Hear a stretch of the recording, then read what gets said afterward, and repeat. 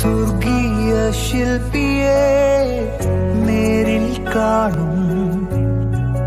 അല്ലലില്ല നാട്ടിൽ ഞാൻ എത്തിടുമ്പോ സ്വർഗീയ ശില്പിയെ നേരിൽ കാണും.